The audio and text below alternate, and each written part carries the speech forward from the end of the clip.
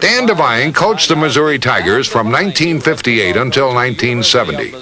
He gave the state of Missouri some good reasons to celebrate. During the 1960s, his teams never lost more than 3 games in a single season. But in a curious twist of fate, Devine didn't really want the Missouri job. It was only at the urging of his wife, Jo, that he even returned Don Farrell's phone calls. Calls would come home and I'd just ignore them. And finally my wife, Jo, who has been a big part of my coaching life, said, you know, you always talk very highly of Coach Farrell at Missouri, almost like you idolize him. Don't you think out of courtesy's sake you should call him? I said, well, you know what he wants. He wants me to come for a visit, and I don't want a visit. And she said, well, you owe it to him to call. So I called, and that's what he wanted, was to come for a visit. And he's a great salesman. So we get in the car and head on down to Columbia. And Highway 70 at that time was not dual lane all the way. Part of it was dual lane, but most of it was just single lane. It was tough driving, curvy, up hills, down hills. Halfway to Columbia, we ran out of gas. And it was a cold, bitter December night. And Don said, don't worry, young feller. Just sit right here. He said, I'll go get some gasoline. And it's like about 4 a.m. And I knew we had a meeting with the Board of Curators in Rolla about 9. So Don got a gas can. This must have happened before. He got a gas can out of the trunk. And here comes a big truck roaring down Highway 70. He steps right in front of the truck, and the truck stops. You know, I don't think the truck would have stood. The guy goes, "Oh, Don, what's the matter?" You know, it was unreal. And Don said, "I need some gas. Can you take me to the gas station?" "Yeah, jump in." So here I am sitting at 4 a.m. in the morning in a place I didn't want to be. I had a little light top coat on, like you might have in Arizona. Freezing, wondering why I'm there. After what has to rate as one of the more humorous job searches of his career, Devine accepted the offer to come to Mizzou. Once the 1958 season began, though, it was no laughing matter. Going into league play against Kansas State, the Tigers' record stood at 1-3. It was time for Devine to roll the dice. I risked my whole career on that game. And I think I knew that. Now, it seems strange to sit here now and say, well, you know, why Kansas State? They aren't doing anything. Well, Kansas State had won in 1957 and had made like over 400 yards rushing. And I think it was one of the underlying reasons why Frank left, that he felt, geez, if I can't stop Kansas State, who can I stop? Kansas State was the turning point in a turnaround season. The Tigers followed their 32-8 win over the Wildcats with victories on consecutive Saturdays against Iowa State, Nebraska, and Colorado. The Sooners, however, quickly put an end to any Orange Bowl hopes. But this loss to Oklahoma would prove to be an emotional springboard for both Devine and a young sophomore halfback named Norris Stevenson. Dan's first year there, for a solid half, we're playing pretty good football. We were getting more excited, and fans were getting more excited. And finally, they ran an option pitch to the right, only it wasn't an option pitch. It was an option pitch pass. And a young sophomore from St. Louis, Norris Stevenson, came up to stop the option, and it was the option pass. And, of course, this man was very much in the clear. He caught the ball and ran the rest of the way for the touchdown. Of course, things exploded at Norman. They played Boomer Sooner over and over again. And more particularly, it seemed to be really digging it in. You know, as they score, they keep running on Boomer Sooner. The second half was a nightmare. And final score was 39-0. I had never experienced that as a player or a coach. And the only thing I could think of coming off the field was to fight back. You know, I'm not going to give up. This is not ever going to happen again. and Dan pulled everybody up around him, and the only person way back in the back it wasn't a very big dressing room under the stadium, there was Norris Stevenson sitting on the entrance to the shower room with his head down. And Phil and Brad and Dan yelled over, "Hey, Norris, get your head up and listen. Come on up here." The only thing I could see that was high enough for me to see everybody's eyes in the room, because I needed everybody's eyes at this occasion. I didn't need any head drops. I jumped up on a training table, which was pretty high, called everybody's attention. And God bless those kids, they all looked up. Tears running down their eyes.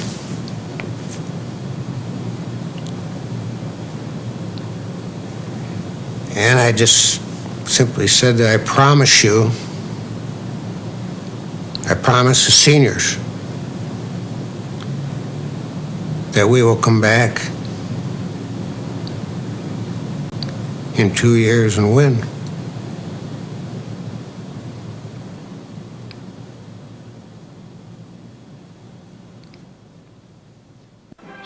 For the seniors of 1958, Devine's promise would be up to the sophomores to fulfill. It was a challenge to believe in themselves and Devine. The 1958 and 59 seasons were like roller coaster rides for the Tigers. They would reach great heights against Nebraska and Colorado, only to tumble back to reality against SMU in Oklahoma. Final score, Missouri 33, Colorado 9.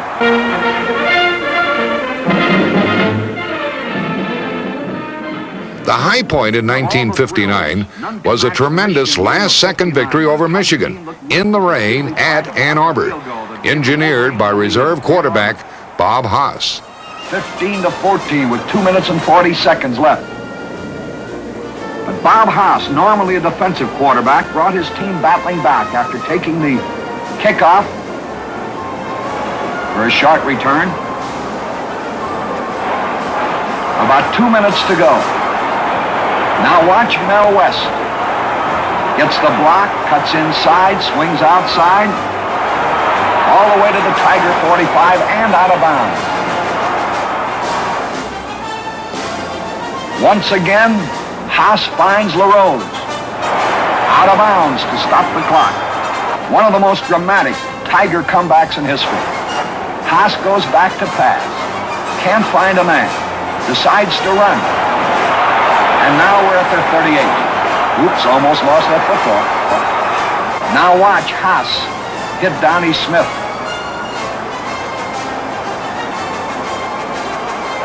And he battles for that goal line. Will he make it? Whoops, stopped him at the 2. But Haas, with West assisting, goes over the goal line. And the Tigers made it easy. There's still 2 seconds left to play. Let the word go forth from this time and place to friend and foe. In 1960, America seemed on the threshold of a new era, filled with strength and vitality. We had just elected a young, energetic president who gave us all a reason to hope for the future.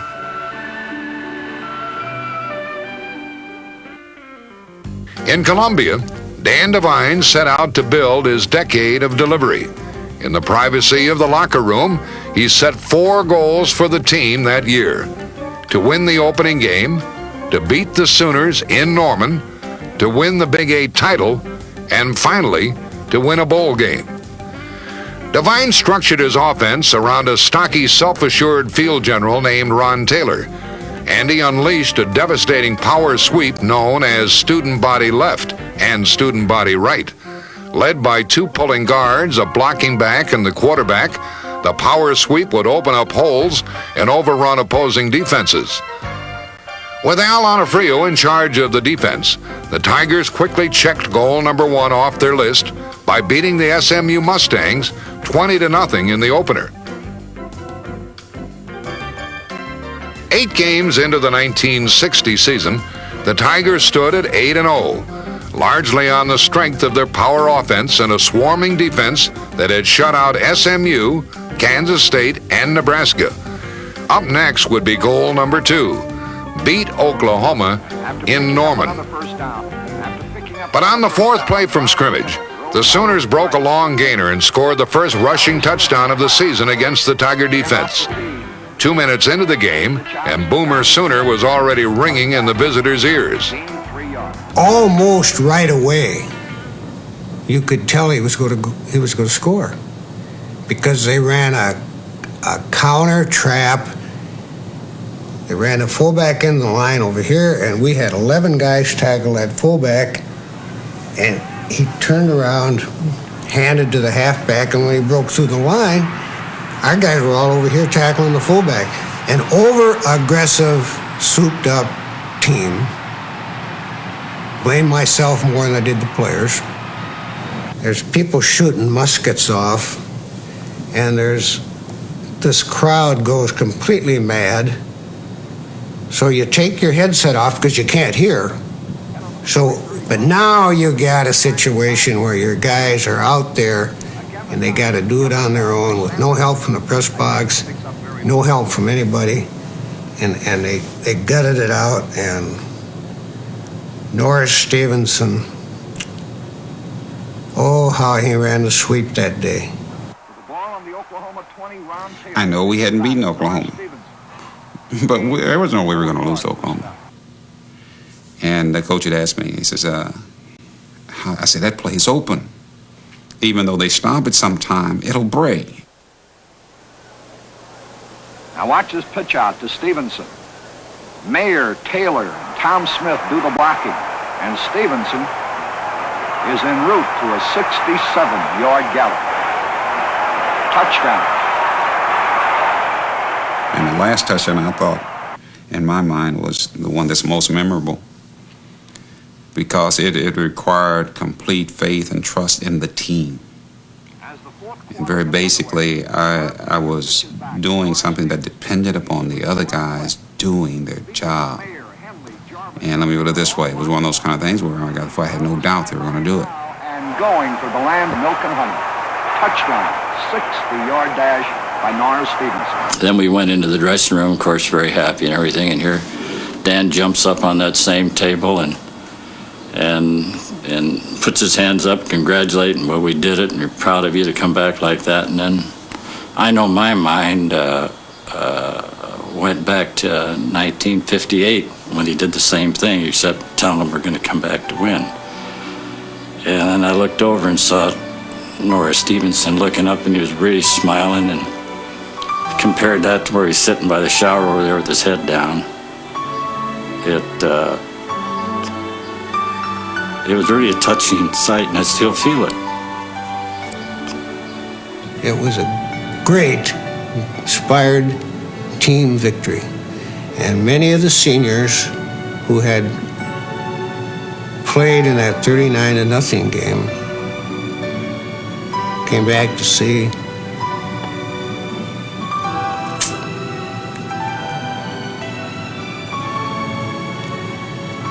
I really had some great kids over the years, but none greater than that. We came home and sedate Columbia, who had never really got overexcited about anything except the Civil War. We couldn't believe it.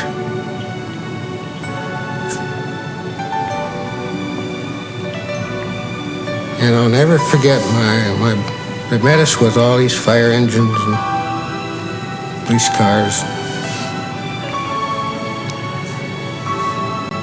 10,000 people. For goal number 3, winning the Big 8, the Tigers would have to beat an extremely talented Kansas team, led by future pros John Hadel, Curtis McClinton, and Bert Cohn. Using a 9-man defensive front, the Jayhawks ground down the high-scoring Tigers and won 23-7. I did a very poor job the next week. We were playing a Kansas team that was probably as good as any football team in the country. Well, they weren't playing that well, but probably the greatest backfield I've ever seen. But in spite of the Kansas loss, the Tigers still managed goal number 3. The Jayhawks had used Bert Cohn knowing he was ineligible to play. As a result, they were stripped of both the Missouri victory and the conference title by the NCAA. The Tigers were crowned Big 8 champions of 1960. And so Dan Devine's season of promise came down to one final goal. The Tigers set out for Miami to accomplish what no other Missouri team had ever done. Their Orange Bowl opponent would be Navy. But the statistics were overwhelming in favor of the Tigers, and then at the end, Bellino made a great catch. So we only beat Navy at that time 21-14, but we controlled the whole game. And I think, if memory serves me correctly, it was the first bowl game Missouri had ever won. But in the audience of that game was John Kennedy. He'd just been elected president, and I remember standing on the sideline. I was a sophomore at the time, and standing on the sideline thinking, if we score, I'm going to kick this extra point. It's going to be in front of the President of the United States. And I did. I ended up kicking 3 of them. Norm Beal picks off a pass and gallops 85 yards with the interception, an Orange Bowl record. Look at the blocking. Final score, Missouri 21, Navy 14.